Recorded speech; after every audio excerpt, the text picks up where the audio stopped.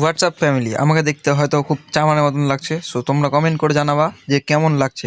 আর আমরা এখন যাচ্ছি একটা বাসি বিয়ে করাতে, মানে শ্যুট করাতে বাসি বিয়ের। তো বাসি বিয়ে হবে, আমরা শ্যুট করব।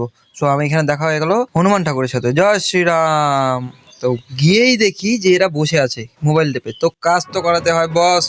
তো কাজ করানো স্টার্ট হয়ে গেল, কারণ জল ভরার পরে এই স্নান করানো হয় বাঙালি বিয়ে। যাই হোক, আমি জানি না অত কিছু নিয়ম। সো তারপরে হচ্ছে এখানে সাত ফেরা হচ্ছিল। তো সাত ফেরাতেও সবাই কাজেই ব্যস্ত ছিল। আর দাদারা দিদিরা খুব মানে খুশি ছিল যে ওদের বিয়েটা যাক সম্পূর্ণভাবে শেষ হয়েছে।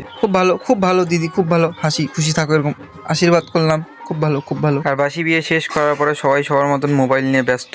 সবাই সবার মতন কানে হেডফোন লাগায় মোবাইল নিয়ে ব্যস্ত। আর আমরা সাথে সাথেই বের হয়ে গেলাম, সন্ধ্যা হয়ে গেল।